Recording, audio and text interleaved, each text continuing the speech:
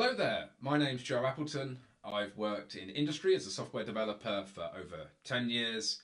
I've been a lecturer at Surrey University for the last 2 years. Before that, I was at Southampton Solent University for around 8 years. So in total, I have 20 years of experience around the idea of software engineering. And if you're here, you're probably taking some introductory course in software engineering.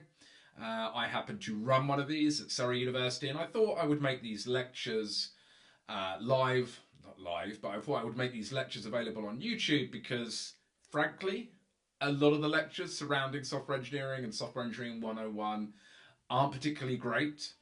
So I wanted to demystify the topic. It's certainly a fascinating topic. It's fairly easy to learn and access, and I want to make this topic as accessible as possible. So I'm going to try as much as possible on a weekly basis to be uploading these videos, and hopefully you can use them to supplement your software engineering course.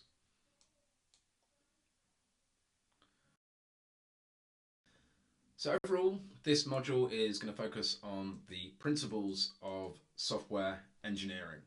So I'm going to begin by defining really what software engineering is. You probably have some preconceived idea, but I want you to shelve those ideas and try and approach this with an open mind. And we're going to look at this idea of the systems development lifecycle, and that's really going to frame our exploration into software engineering. So the systems development lifecycle is essentially a model of how software is generally made. It's a generalizable model, and it's a really good starting point for our exploration into software engineering in general. So we're going to look at things like requirements engineering. How do we actually gather requirements? How do we know what to build? How do we design software? And importantly, how do we test software? And overall, kind of my aspiration is for us to understand how not equals, let's put a not equals sign on, not to make bad software. And there's so much bad software out there as we're exploring this first lecture, and we want to try and avoid that. And we also want to start to think, what is good software? So we're going to try and define these ideas. And we also need to think about the social, legal, and professional issues surrounding software engineering, and generally, how can we be a professional software engineer acting with integrity and delivering a high quality of work. So as you can understand, this is a very important module when it comes to actually getting your first job. And so much so, the British Computer Society, so the governing body effectively for computer science courses, make us include this module, normally as a core module, in the first year of a computer science course. So wherever you're taking computer science, whether it's at Surrey or another university, it's very likely you'll be exposed to this type of module. It's also very likely you'll be exposed to Ian Somerville's book. Oh, coming back to here. You'll be exposed to Ian Somerville's book. So Ian Somerville, software engineering is a core reading for this module, and it's a core reading for, I would say, most software engineering modules in the UK, and I've also seen it used abroad as some reading materials. So we're going to be exploring specifically the first 9 chapters of this book. It's actually a really, really good book. It's a really good overview and a really good foundation to software engineering. And I suggest you do the weekly readings. So this book is available online. You can also find the PDF or buy the book. And as you read through, try to align what Somerville is saying to real life examples of software. And that's the best way to learn. You try and connect effectively the abstract. So Ian Somerville might be writing in the abstract, generalizable way, and we try and attach that to real world examples. And that's a great way to learn. I do encourage you to read. However, these videos and the lectures will supplement this book. But most of what I cover is based on Ian Somerville's book. So these slides, for example, are adapted from the slides that Ian Somerville provides. Week 5, when we start to look at implementation, we're going to look at design patterns. In fact, that's my favourite week. I like exploring design patterns. So design patterns are common ways or recipes, if you like, to solve repeating problems that we see in programming, specifically object-oriented programming. I like them because they're controversial. They're in and out of fashion, currently a little bit out of fashion, but it's nice to explore these ideas. And with that in mind, I also want you to have a healthy degree of cynicism. So what do I mean by this? I'm just giving you some generalizable ideas that are going to allow you to explore the process of creating software. At no point am I saying this is how we should create software. This is the best way to do things. And in fact, there's no absolute truth when it comes to creating software because it's a human endeavor and we're irrational. And the problems that we solve vary and also are often irrational and can't be defined easily. So just bear that in mind and think as you go through, is this a good way to do things? And it can vary based on different circumstances. So that's what we're going to be covering. That's the reading material. So let's dive into the next part of this lecture. So like I said, the content of these lectures is based on the software engineering book by Ian Somerville. I'm using the 10th edition. This week, primarily, we're concerned with Chapter 1 and Chapter 2. So these are the key chapters accompanying this lecture. So I suggest you watch the lecture or attend the lecture and then use this book to supplement your knowledge. There's certain aspects, specifically in Chapter 1, that I don't mention in this lecture, and that means you will not be tested on it. So basically the key information is provided in the lecture and you can use the book to build and further understand that key information. So I'm going to begin with a question and that really is, what is software engineering? What is software engineering? And I think in order to understand this, we really need to break down this idea of software engineering into its component parts. So we have software, what is software, and what is engineering. Now, I want you to start to think about this in more of a philosophical sense. So when someone says to you software, what springs to mind? But I also want you to further think, how can we actually define what software is? So let's start with this question. What is software? So the definition, according to Ian Somerville, and I will read this out, software is a program that runs normally on a computer or some computational device. So Ian Somerville says computer programs, but you probably don't think your mobile phone is a computer. It essentially is. It's a mini computer. Let's just use that as a starting point. So it's the program that actually runs. So for instance, Gmail. I'm going to draw a Google sign there. Gmail is software, or Google Maps is software. So I don't have a kind of fascination with Google. They're just the first few things that spring to mind. But it really goes beyond that. We want to broaden our ideas of what software is. So for a university project, you might create a Hello World program. That is software. But when we think about software from a software engineering perspective, it's everything. It's not just the code, it's the associated documentation. And also that software may be developed for a particular customer, and we're trying to find the different types of software. Or it may be developed, like in the case of Gmail, for a more generic market. So let's start to think, what is good software? Well, we've all interacted with bad software before. So buggy software, software that's hard to use. But put simply, good software should deliver the required functionality. And normally good software helps us complete a job in a slightly more effective way. So software is often there as an aside to some higher task or some greater task being performed, and software is often a necessary evil. So it's important to kind of understand that. often we don't want to have to interact with software. Like email is a classic example. I don't particularly enjoy interacting with emails, but it's better than someone leaving me, I don't know, a voice note, a message on an answer machine, or posting a letter. So it's a necessary evil, but it helps me perform the job of communication in a more efficient way. And if the email is working well, I should be able to depend on it.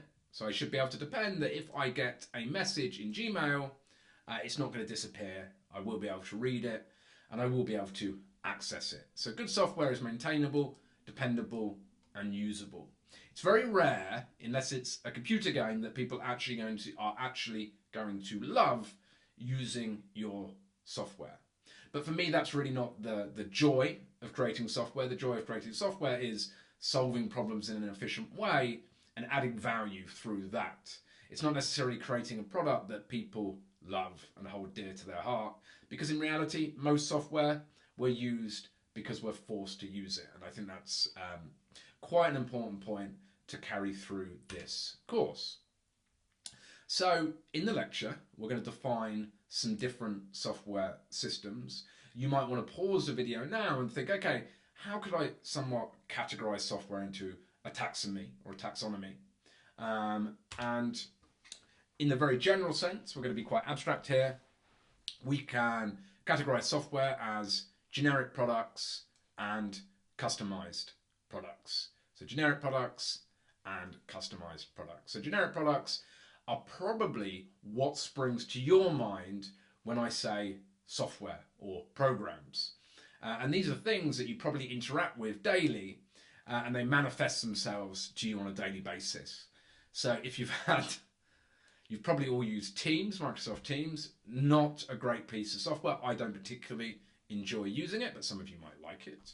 And perhaps a better version of Teams is Discord, which I really enjoy using. But they both effectively do the same thing. They allow us to complete the job of communication. But the key thing here is they are marketed to the masses. So somebody hasn't made a personalized version of Discord just for me. They're marketed to the masses and they're distributed to millions of people. Another great example is some sort of word processing software. And these sort of document or desktop publishing, I sound really old now, desktop publishing type applications were people's original introduction to software. These kind of packaged up products that are shipped to potentially millions of users. But that's only really one part. That's really only, I'm going to say 50%. I don't think it's as clear as that, but that's only really one part of what software is.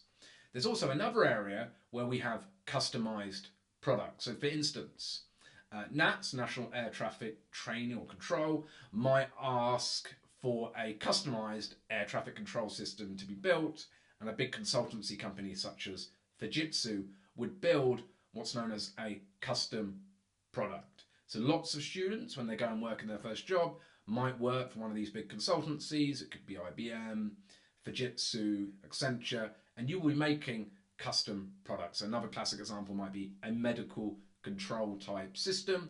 And again, these are customized products. We are exposed less to them because typically these products are commissioned by businesses, and it's a business to business transaction. Whereas this is a B2C. I'm sounding really businessy now, but this is a business to consumer interaction. But it's important to understand, should you go and work as a software engineer, you won't necessarily, you might be, but you won't necessarily be working on a consumer product.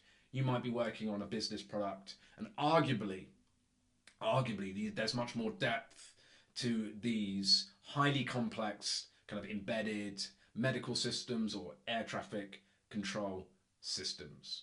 So let's jump in now and make some key observations about software. And this is going to allow us to think about why is software actually fairly tricky to create. So software's all around us. We interact day to day with software. Software's been around really since the 50s, maybe a bit later than that. That's a bit of a speculation. Software's been around for a long time, but why is it so challenging to make? So first and foremost, software systems are abstract and intangible. So if I have a bridge, I can reach out and touch this bridge. So it's there, it's a solid object. Software really just consists of zeros and ones. And because of that, it's not governed by physical laws. It's not governed by typical traditional engineering laws. So if you were to do civil engineering, you would learn the laws of physics that allow this bridge to stand up. But because of the lack of physical constraints, software can become extremely complex, difficult to understand, and expensive to change because we're not building the software in a way that conforms to these constraints. So we don't have these constraints, which means we can be incredibly creative in the way in which we create software, but also no two software products are effectively the same. And this means it's very complex to understand how software products work. Often it's expensive to change, like we want to change a piece of software product, we might break something somewhere else. So the challenges when we're creating software are managing increasing system complexity, because these software systems become complex very, very quickly. And also adapting to rapid business and social change. So let's say you started making a software system 18 months ago. We've seen in that time the rapid rise of AI. And that could make your software obsolete, or you may have to massively change your software based on the new availability of these tools. Another big part of software engineering is we are responsible for huge amounts of data. So we need to try and ensure there's trust between us as software engineers and the users whose data we are storing. So you've all heard of big data leaks happening, and this can massively impact trust and the reputation of companies. And also addressing the scale of software development. And this is perhaps, for me, where the most interesting part of software development comes into play. If you were making a system pre-internet era and you had 2,000 users, 2K, that was considered quite a large system. But now if you make a web-based product and you have 2,000 users, that's considered a failure. And companies such as Facebook have hundreds of millions of users, probably dropping rapidly because it's Facebook, right? No one uses it that much anymore. But these companies, these big social networks, WhatsApp's a classic example, may have nearly 1 billion users. So it's an insane amount of complexity and it's an insane amount of scale that needs to be managed. And that's where it becomes really fun, trying to manage these sort of scalability issues and trying to do it in an elegant way. And we'll briefly touch on that in this module, although it's more of an implementation issue, not necessarily a software engineering one. So we have all of these challenges, and because of that, some people band around statistics up to 60% of software projects fail. And there's some very famous examples. There was an NHS IT system that cost the government 10 billion in the UK, and that was just abandoned. There was more kind of commercially, or going back to this slide here, a more generic product, Google Waves, and this was meant to replace email. It was the next big thing. It lasted about a year. It was from Google, and that failed. So often systems fail, and it's because of these kind of challenges that we have. So software engineering really is about creating good software. And good software, it turns out, has 4 key characteristics. So firstly, good software is maintainable. It can evolve over time. And this is really important because going back to this slide here, social changes and technological changes happen very quickly in this day and age.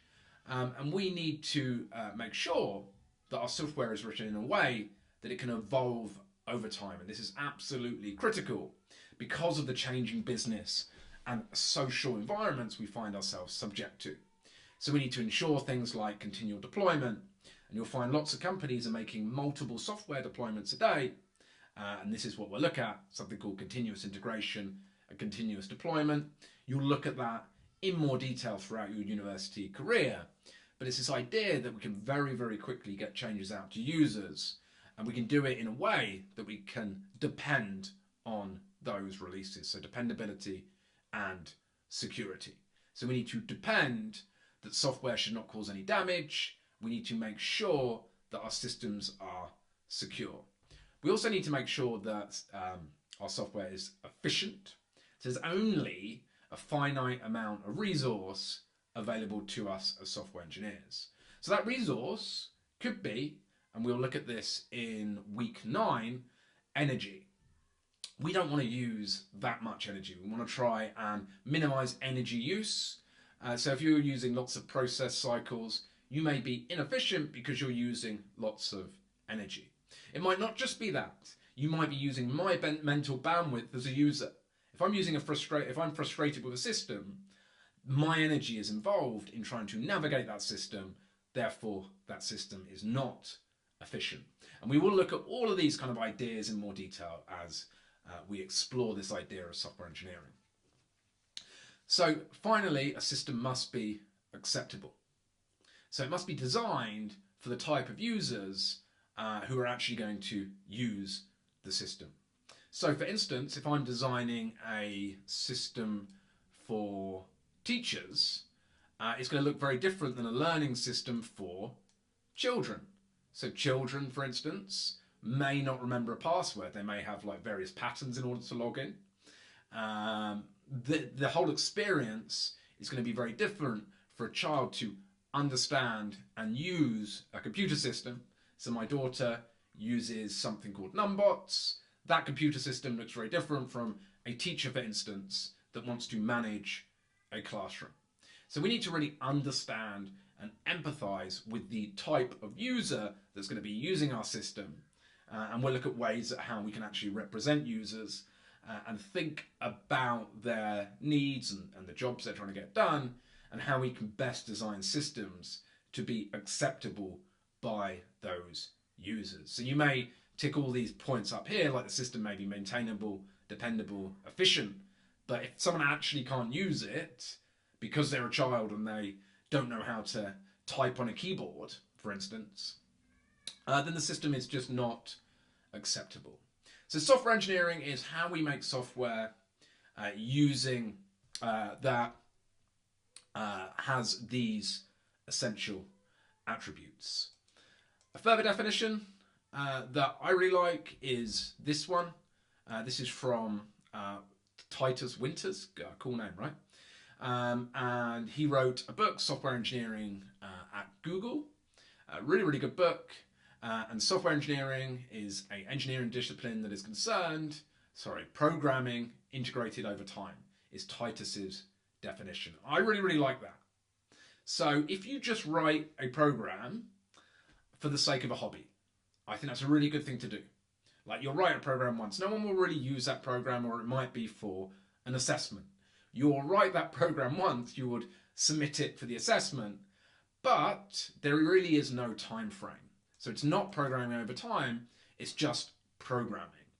And software engineering introduces this idea of time. The product will evolve over time. And there's certain products, such as Linux, that have been around for tens of years. If you think of something like the Visa payment system, there might be software on that system that's over 50 years old. So I really like this definition. The definition in the Somerville book is software engineering is an engineering discipline that is concerned with all aspects of software production. And when we produce software, remember, we are trying to produce software that has these essential attributes of essential attributes of good software. So now we have defined software engineering, let's consider what the aspects are of software production. This is quite interesting.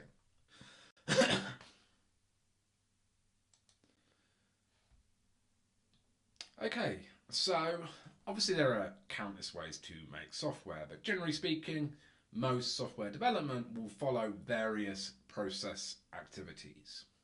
In software engineering, it's become commonplace to consider software through the lens of these process activities, and you'll see in a minute, this is often called a process model or the system development lifecycle. And it's not a prescriptive way of how to make software, it's more of a generalizable idea of how software is made, and we can use it as a lens to explore kind of the different areas of software development, and then we can kind of prod and play around with those different areas and try and understand how we can make better software that has those key characteristics that we're looking for. So normally software will start with some specification. Now notice at this point there is no prescribed way of how we specify software, but at this stage we'll typically define how the software is going to be produced. So if we're making a system that allows us to manage our exercise routine, we'd think about who are the users going to be, what tasks are they trying to complete, and how can we streamline those tasks and make their life a little bit easier in some way. We would then go and design and develop that application. So at this point in the specification, we haven't necessarily thought how we will actually implement this thing. We may say it's going to be a mobile app, but we haven't thought about the technology. And this for us really as developers is the fun part, right? So we're going to think, what technology are we going to use? Are we going to use React Native? Is it going to be full native? Is it going to be a hybrid app? Is it going to be a web application? And these are the decisions we make when we design and actually program the system. We would then go and validate it. So let's say we made an app that's available on the iStore and is it iStore? Apple Play Store, Apple Store. I have a Google phone, or the Play Store. I have an Android phone. God, it sounds so old sometimes. We're then going to try and help you with that. oh, there we go. Google's actually talking to me. Anyway, we are then going to go and validate the software. And this really is when you check, have you actually met the specification? But also it goes beyond that. Maybe you've met the specification, but have you actually built something that users want? So this idea of product market fit. And over time, when you get feedback or bugs arise, the software is going to evolve, right? And this is why this idea of software engineering is programming over time is really powerful. Because software isn't something that just exists for a coursework. It's something that can exist really for decades in some examples. So here we go, classic AI image of a solitary coder. And I think the biggest misconception of software engineering really is it's just this bit here. Software engineering is programming. And hopefully you're beginning to see that that's not the case. Programming is part of a wider software engineering process. So normally in software engineering modules like this, we do programming, but from the theoretical perspective, we like to look at the whole process through this wider lens of the systems development lifecycle. I'm going to put that in a nice diagram for you in a minute. But why not just code? So why not just be this guy? So I love programming. I love playing around with small personal projects, and I absolutely recommend you do not apply wider software engineering principles to small personal products or projects. This could hinder your learning. It could stop you from actually getting involved with the code and that problem-solving process. So if you're making a small product, just go out there, make it, immerse yourself in the technology and play around with the technology. There's joy in doing that. Don't go down this kind of rabbit hole of overly planning things using software engineering principles. It's a form of procrastination that I have been known to do in the past, where you just overly plan. You overly think about things. And it seems like it's productive procrastination because you're actually doing something related to the project, but you're not necessarily getting anything done. But for bigger projects that more and more individuals rely on effectively, it's usually cheaper in the long run to use software engineering methods rather than just write the code. And the reason for that is the majority of the cost isn't actually contrary to popular belief or some certain misconception. The cost isn't actually creating the software. The cost is changing the software after it's gone into use. It's very, very expensive to change software. So imagine you create something, let's say a classroom management platform, it's being used by 100 schools, and you want to change platforms entirely. You want to maybe swap from Node.js to Python. It's very expensive to do that after the fact, after it's being used. It would impact all of those users. So it's really important then in these cases when you're making bigger projects in bigger teams, it's really important to start using these software engineering principles. And most companies that create software, they do so through using teams of developers, project managers, designers, coming together using some form of software process model that we'll look at in a minute, or we'll look at different types to create software. Just got some statistics up here. Could you imagine not using software engineering principles for something like the Linux kernel that has well over 8 million lines of code and well over 1,000 contributors? So the Linux kernel is completely open source. You can check it out on GitHub. And how would that be managed without using, whether they know it or not, software engineering principles, at least to some degree? Google has now over 2 billion lines of code, and interestingly, Google uses something called a monorepo. And I've heard from a good source that when you actually join Google, you can access this monorepo, which is a repository with the code for the entire company. So everybody has access to all the code, but Google obviously has developed software engineering techniques in order to manage and ship their code to literally billions of people. So you couldn't really write these programs without considering software engineering principles. Imagine if Google just pushed code out and their search engine broke. That would be a huge reputational risk, and obviously it would cost them a lot of money. So we've talked about the software process model, or the ways in which people manage software, and this is known as the systems development lifecycle. And this is what it looks like. This is what it looks like in this diagram. And as we go through this course, we're going to be navigating the systems development lifecycle. And it's a generalizable model. It's not a way of making software. It's a generalizable idea about how software in the general sense is made. And there's different ways of making software within this model that we're going to explore in a minute, but this is a very kind of generalized idea. It's not a recipe book. I can't follow steps in the recipe book in order to make software, but it just gives me kind of a generalized overview. And we start with requirements, we then go into design, we then implement that design, we then test that that design meets requirements, and finally we have this idea of evolution. And you can see this kind of broadly fits the process activities that are involved when we make software. Okay, so this is a software development process, sometimes known as the systems development lifecycle. So let's take the level of abstraction down a little bit. So we're going to get less abstract, and let's think, how might companies or teams making software implement the systems development lifecycle to create good quality software that meets these attributes.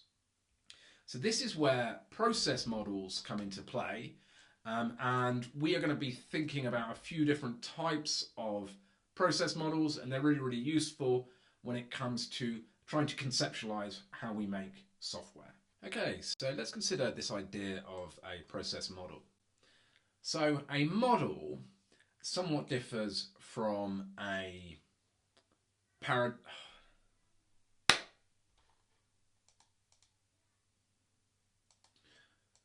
Okay, so let's consider this idea of a process model. So a model generally is a simplified representation of something. So you can kind of think of those architectural models that you see, those mock-ups of buildings. Generally, it's a simplified representation. We don't need to get too technical about it. Simplifications or abstractions, whatever you want to call them, are really, really nice because they allow us to think about things without worrying about the underlying details. And that's exactly what a process model will allow us to do. So a process model is effectively an implementation of another model that we just looked at, lots of models, called the Systems Development Lifecycle, or the SDLC model. So it's effectively an implementation of this. Each process model represents a particular perspective, but it's very rare that people will be tightly coupled to one process. And you'll kind of learn this as we go along, that there's no religious implementation to this. And it goes back to my original point that software doesn't conform to any physical or natural laws, so we can really do things how we want. Sometimes these general process models are called process paradigms. The word paradigm's overused a lot in software development or in academia in general. Paradigm generally means a system of thinking, a wide system of thinking. For instance, communism is a paradigm of politics. So I think it's somewhat misused in this case. So remember, these are very generic high-level abstractions. And like I said, abstractions are useful because they allow us to think about things without getting caught up in the underlying details that can be very, very messy. So this is often nice from an academic perspective. It's also nice from a engineering and business process perspective because it allows us to get these kind of broad overviews without having to dig down into the nitty-gritty details. So you can think of them as frameworks that can be extended and adapted to create a more specific software engineering process. So understand that any company that you go to work for normally will have developed their own software engineering process, but they probably align it somewhat, or at least think they align it somewhat, to one of these process models. So I'm going to talk about 3 process models. The first is the classic waterfall model that you may have heard of. We're then going to talk about incremental development, which is probably at the moment the status quo. People often, by the way, think they're doing incremental development when they're in fact just doing waterfall. So this is obviously a contentious point. Then a really nice idea, which is integration and configuration. And what integration and configuration does is says, why build something that's already out there? So why not just go and use a software as a service, for instance, or a platform as a service, and pull all of that together? Or why not see what libraries are available to us, pull them together, try and make them work together, and try and create software that way, so that can save a lot of development time.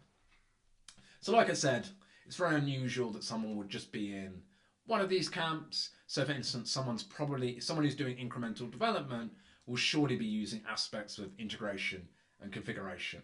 Especially if they're a JavaScript developer, they're going to be pulling in tons of external libraries. And that's one of the funnest parts of JavaScript development. And also Java, I should say Java as well, right?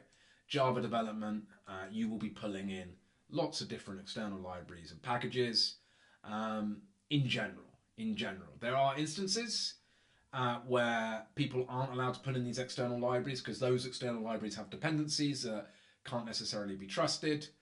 So there are instances where people don't use or are not allowed to use these external packages if they're in a very secure environment, financial services, that sort of thing. So the first thing I want to do is talk about the waterfall model. And this pretty much, right, when you look at it, is just a rewrite of the systems development lifecycle that we just looked at. And it approaches each step of the systems development lifecycle in a very linear way.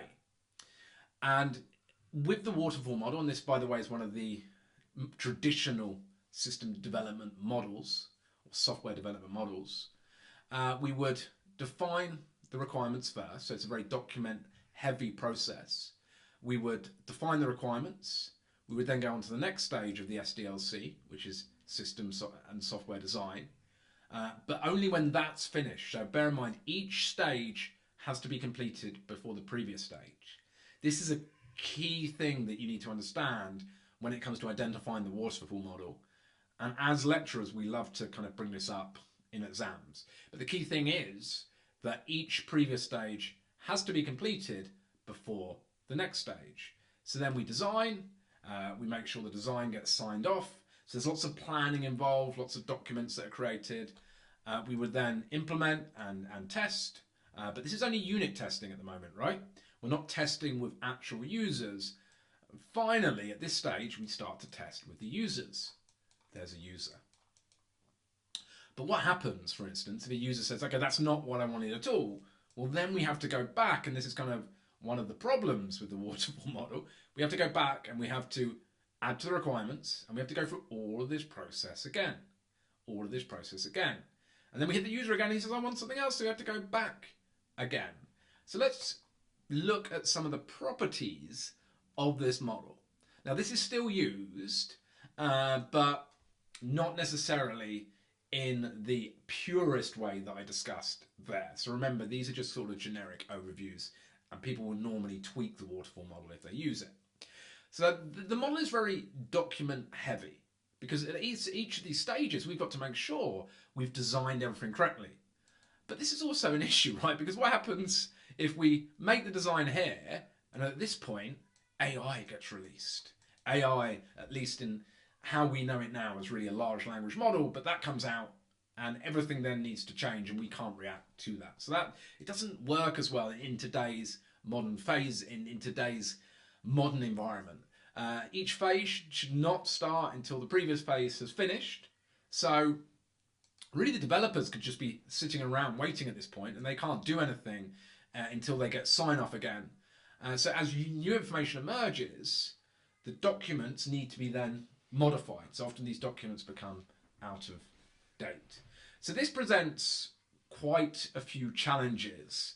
And to try and address some of these challenges, the waterfall model was extended by something called the V model. And this tries to address some of the kind of limitations of the waterfall model. And how this works is we end up with this kind of V type shape. So this is effectively still the waterfall model, broadly speaking. But what we do is try to involve the end user a little bit earlier. So we formulate the requirements, and at each stage we are going back to the users. So remember, in the waterfall model we weren't doing this till the end, but now we try to go to the users earlier on. And this is quite useful. And this isn't just limited to big companies, we'll go into it in a minute. But now you're basically saying, okay, I've done the requirement specification, I notice how the design phase is broken down into like different elements now. Do these requirements, Mr. Customer or Mrs. Customer, look good? And they'll come back and say, that looks about good, that looks fine, and then you would do the specification, design, detailed design, and you're continually like going back and forth to the user. And from that, you're generating integration plans, subsystem integration plans. And then you start to code. And again, all of these kind of midpoints will feed into, so obviously the subsystem integration plan feeds into the subsystem integration test, and so on and so on. So this allows us to have a little bit more flexibility. So what are the issues with the waterfall model? I think I've pretty much exposed what the issues are as we went through the description. One of the main issues is rigidity. So it's like once one phase is complete, it's very difficult to go back and make changes. It's very costly to do. This idea of requirements freezing. So you'd go to the users, you'd gather the requirements, and you try and freeze those requirements. Sometimes it can be quite useful because, I'm going to say useful, and then go back with the problem. But if we rigidly can't change those requirements, there's an issue. But when the requirements are frozen, at least the development team know that the goalposts aren't continually moving. So that can be one of the issues with bigger projects. But it can lead with issues if the requirements aren't fully understood. Often problems aren't discovered till the user testing. That could be months, even years. And there's limited adaptability. Yes, we have that V model, but there's limited adaptability. It doesn't really accommodate iterative refinement, which most modern projects would use. You'll make multiple iterations. and we're going to look at the iterative development cycle or process model in a minute. There are issues though. There are circumstances when you would use waterfall. So it is still used and it is important we understand it. And that's when you're making something like an embedded system that has to interface with hardware. So you can imagine if Rolls-Royce, for instance, are making the next fighter jet, and it looks a bit like this. There we go. There's the wings, and you're making the navigation system. So you need to interact with hardware, but you might be a third-party contractor. You need to interact with hardware, so you need to make sure that the specification or the API of that hardware is locked down very, very early on, and it can't change, because if it did, it could cost millions. So waterfall can be useful when we're dealing with embedded systems that have to interface with hardware. Imagine now we're working with a banking system. We're making some trading platform. That trading platform has to interact with a mainframe. The mainframe has to interact with some like legacy stock ticker in New York. So larger systems that are part of a broader engineered system that are part of a big collaborative effort. Again, waterfall might work very well there because you can agree very early on the specification and you can make sure that you're all working off the same spec. And eventually the systems will come together and probably won't integrate. But in theory, that's what should happen. So waterfall would be used in these circumstances, and you need to understand a case study that I might give you. Like for instance, I might say a critical safety system that controls an X-ray machine.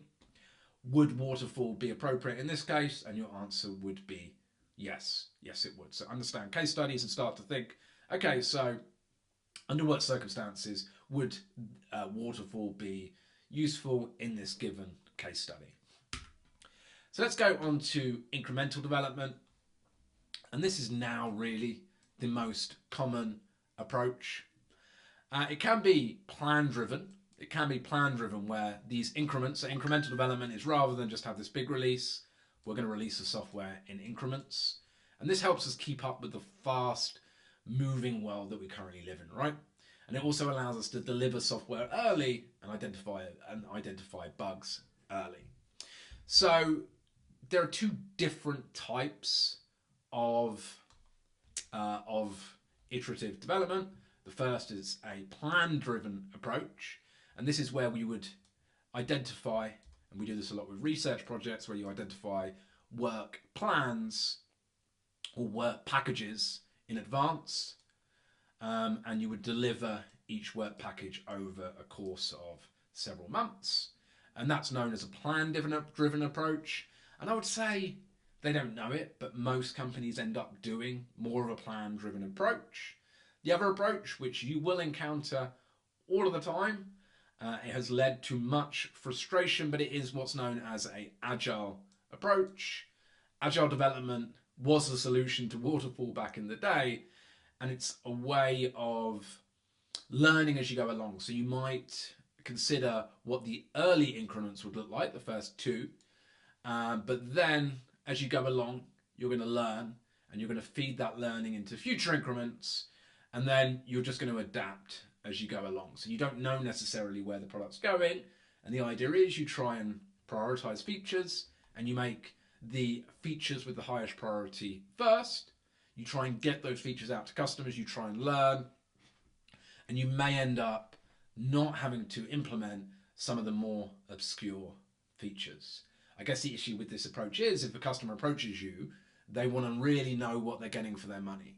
And the problem with Agile is you basically say, okay, we really don't know where we're going to get to in this cycle, but we're just going to keep doing these increments and we're just going to see how the product evolves. So I can imagine this working more for a company that owns their own project, that has internal development teams and the project's evolving over time, as opposed to a team working with a customer. Although these teams will say, that they follow Agile. Very few people do actually follow Agile, as we'll learn as we go along.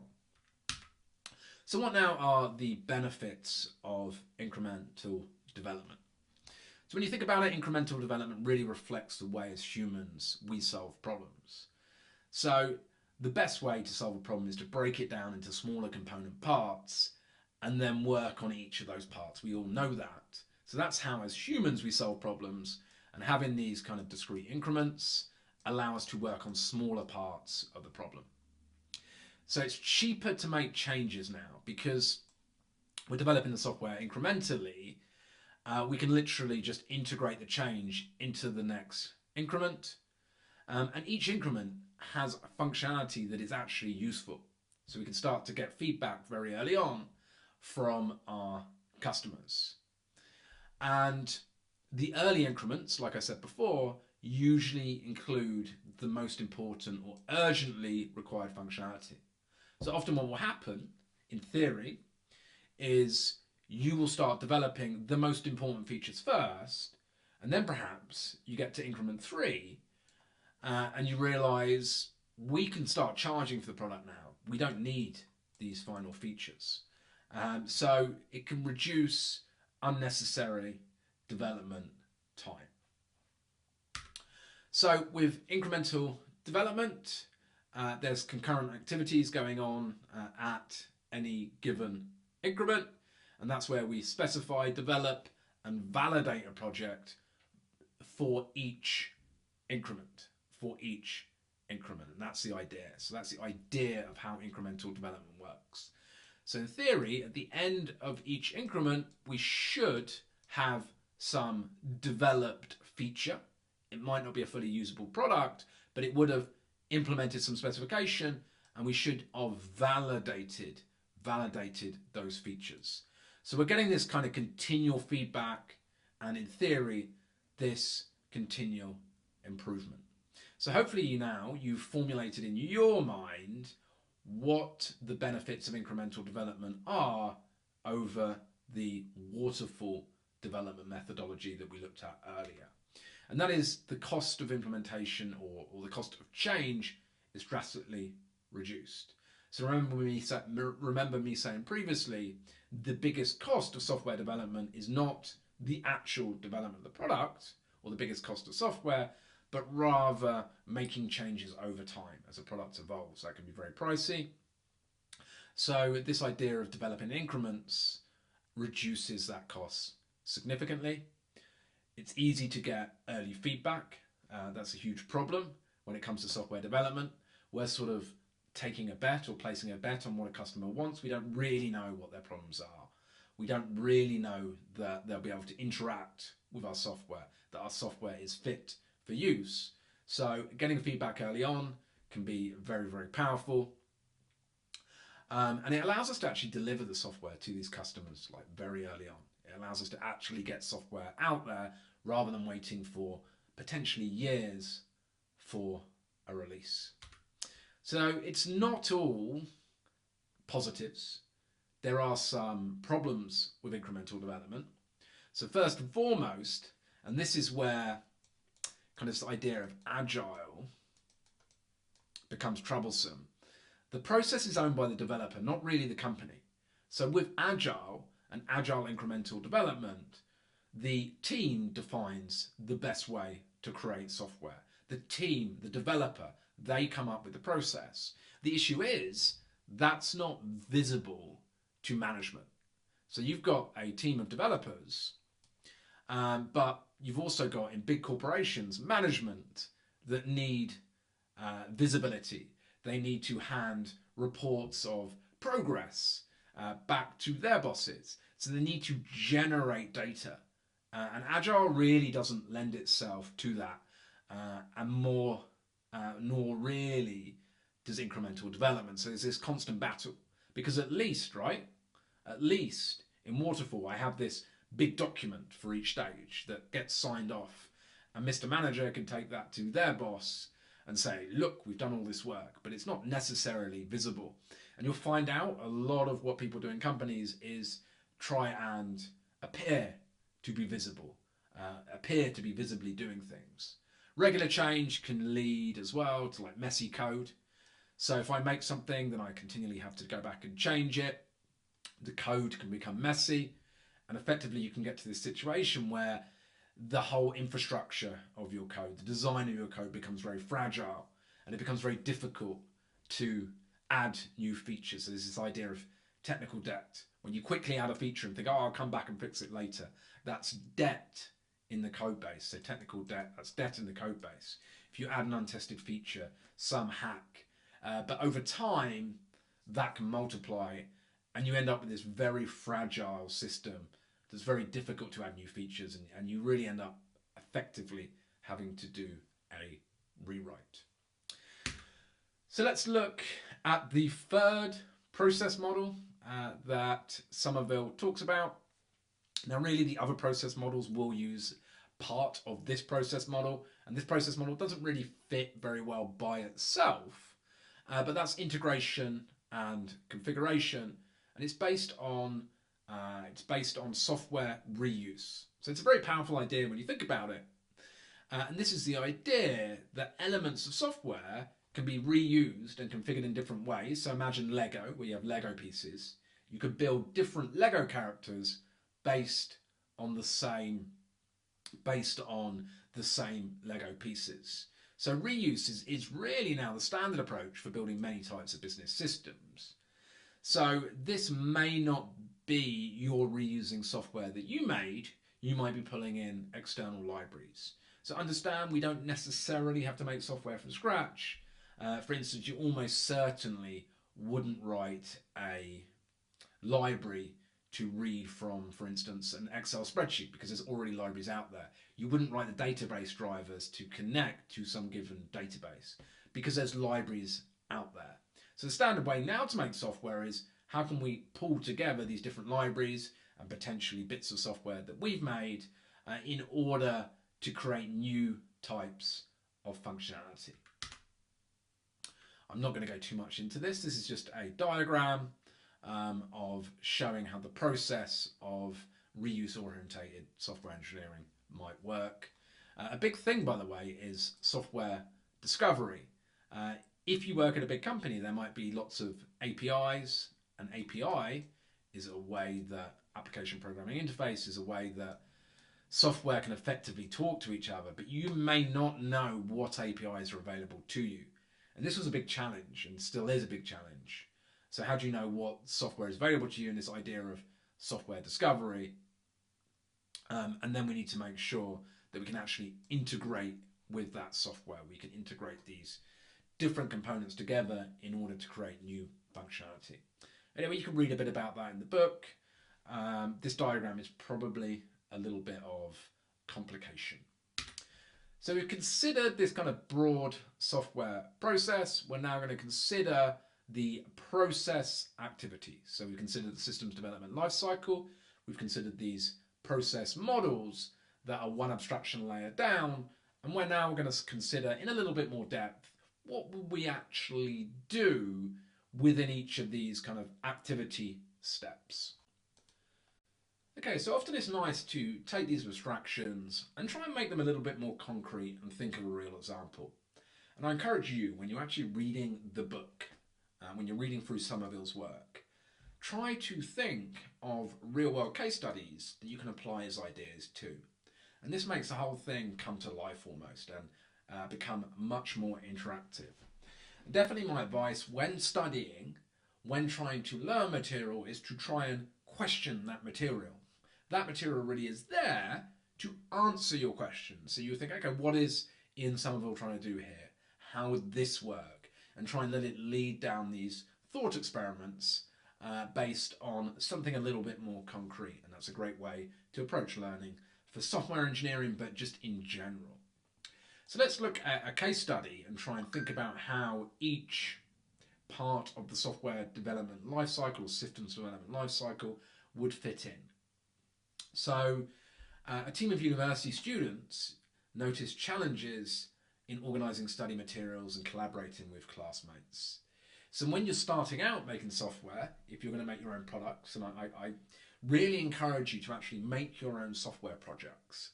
that you want other people to use, not just kind of little throwaway bits of software. But so you've noticed that students are struggling, so you create the Study Buddy app, and this is kind of like a social learning app, and it allows people to make connections. It facilitates real world study sessions. And I really like these types of applications that take the virtual world and overlap into the real world and help facilitate real world connections, because I think as individuals we're lacking that. We're lacking that real world interaction, that real world connection. Anything really that can facilitate that is a valuable product. So this would facilitate study sessions, scheduling course material, organising, and group communication.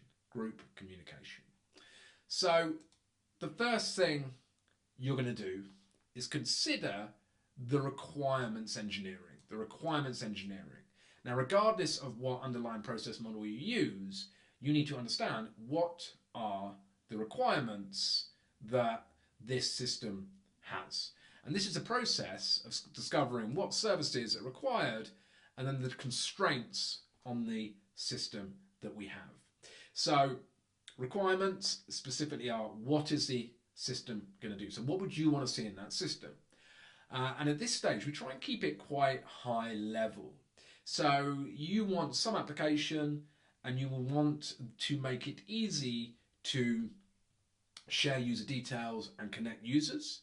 So being able to connect with other users, that might be a requirement. At the moment, I'm not specifically saying how the underlying implementation will work. That's really important. So you're just trying to get a broad idea of how the application will operate. And at this stage, you might want to validate the requirements. So you would go to your friends, and this is why it's really, really good to make software that serves your own demographic, at least at first, because you can easily go and validate this, because you could say, here are some requirements that we're going to create, or this is what we're going to create. What do you think? We've gathered the requirements. This is what the specification looks like. This is what is required. Do you think this matches what you want, what you originally said? So in the lecture, I'm going to try and elicit some requirements you would actually want to see. And this is a great way to actually gather bits of information and start to design the process of, or start to design software. So then we will go into design and implementation. So requirements are very broad.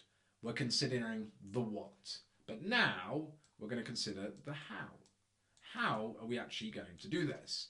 And this is a process of converting the specification that we came up with in the earlier phase into an executable system. And this is where you design software structures that realize the specification, you transfer the structure into something that will actually execute. So we're creating effectively, I'm going to use the term Facebook, I can't imagine many of you use Facebook, but we're creating a social network for students that's hyperlocal, that allows students at a local level to connect and organise study sessions, maybe a bit like what Facebook was like back in the day.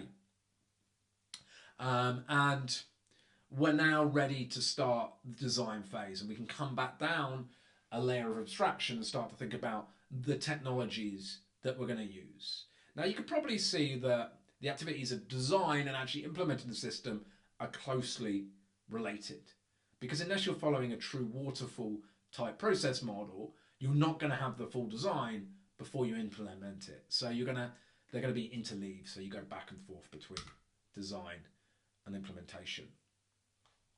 And this is what the general design process looks like. So again, this is a model. Remember, a model is a generic idea, but you're going to get all of these inputs. So you're going to get things like platform implementation. So this is a constraint. So platform information might be, it will operate on the Android operating system. Requirement specification, how it's going to work, and also data description, what the data is going to look like.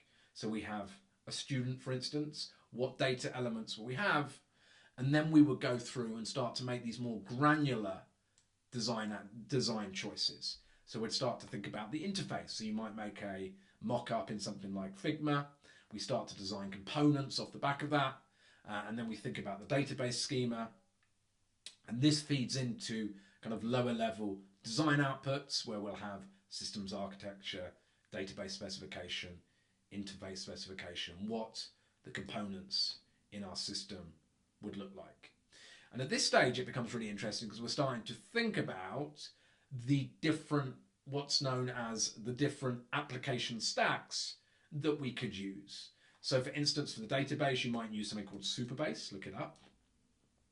And for the architecture, you might be implementing a Node.js backend. All right, so we've done the design and we've done potentially part of the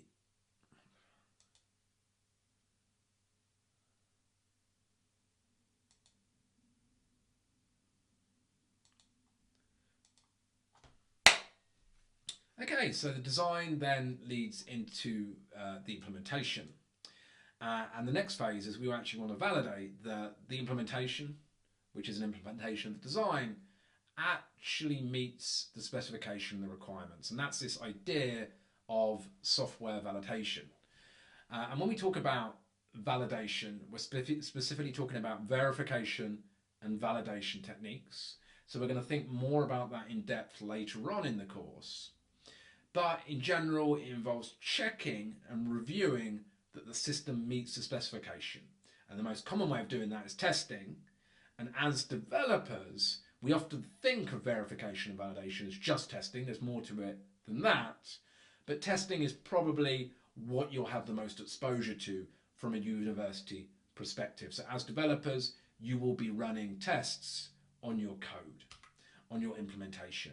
And there are different types of tests that you'll be exposed to. Component testing, sometimes called unit testing, is where you're testing the most granular elements. Often on a class or a procedural level within that class, you're trying to test that granular elements of your code base actually work. The next phase of testing is systems testing, and we are going to look at that in the practical part of this module, but that's where you test that multiple components work together.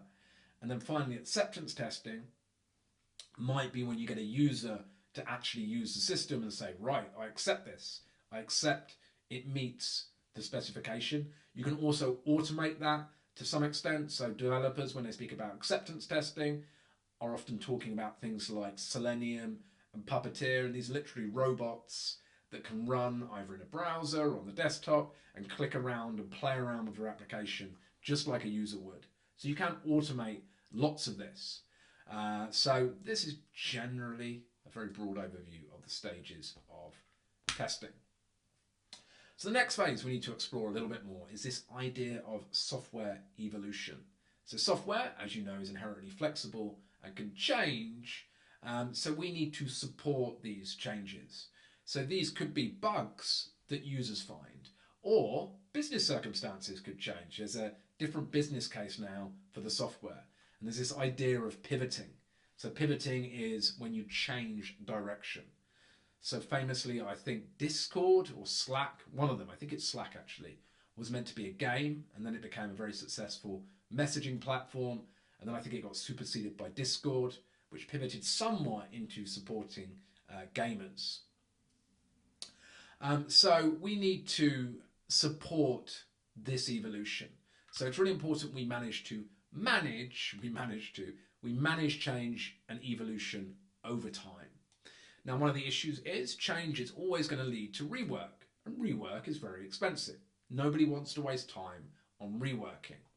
So there's definitely ways that we can manage this change and try and minimize this change.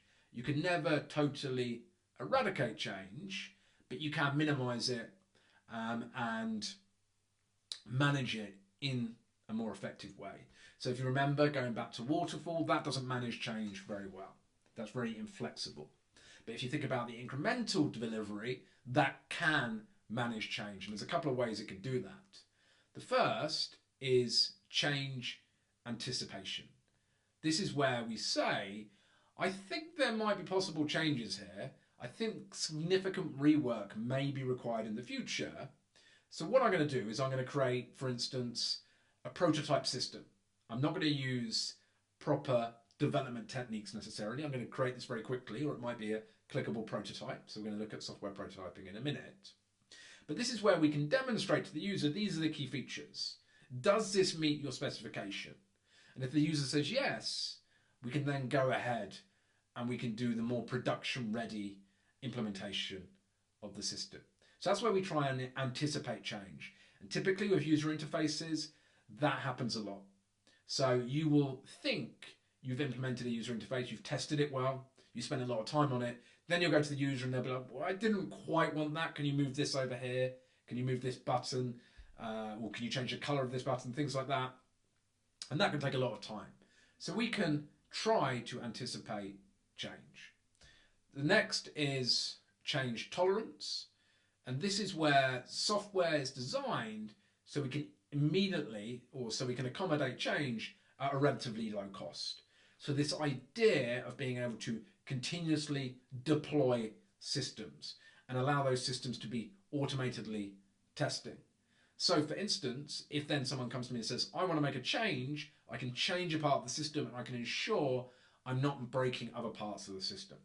And this normally involves some form of incremental development, and proposed changes are implemented in increments that have not been developed. So for instance, if something needs to be changed, it can be incorporated into the next increment. Or if the specification changes and we haven't implemented it yet, then we can just change the plan of that increment. So I'm not going to talk too much about prototyping, but prototyping is a change management system, and it allows allows us to anticipate changes, and it allows features to be validated and avoids significant rework. So definitely use prototyping. So you can use things like Figma. It's free. You can sign up for a free student account, and you can make clickable prototypes that effectively look real. It's very, very powerful, and it can really help in the requirements engineering and design process to actually elucidate validation. So you can take this clickable prototype to prospective users or to the client and say, does this meet your specification? And for me, that's a very exciting thing because it allows us to develop a UI at a fraction of the cost, but validate our ideas very early on without investing the time of software infrastructure. So I've just established the benefits. I'm not going to go too much into this stuff because you can read about it. Incremental delivery is an interesting idea. So this is closely linked to the incremental development methodology, but this is where we actually create small versions of the system and allow users to actually be able to experiment with the system, and then we can clarify the requirements for later increments. So it's very similar really to prototyping, but in this case we are actually programming a small part of the system. And this is very closely linked to the idea of agile. The problem is it might take a long time to be able to get to that stage where a user can use the system.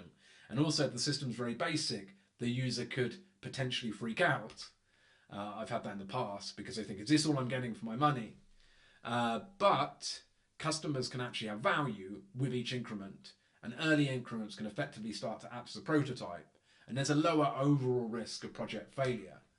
One of the issues is most systems do require a basic set of functionalities, and this can be tricky to bring together. This can be tricky and still probably quite expensive. So there we go. We have now completed that. That felt like a long lecture, but we've gone over the software essentials, software engineering essentials. We've looked at this idea of process models, such as waterfall, incremental. We looked at our case study. We looked at the process in more depth, and we identified some challenges. So hopefully you found that useful, and I'm really looking forward to going on this journey with you.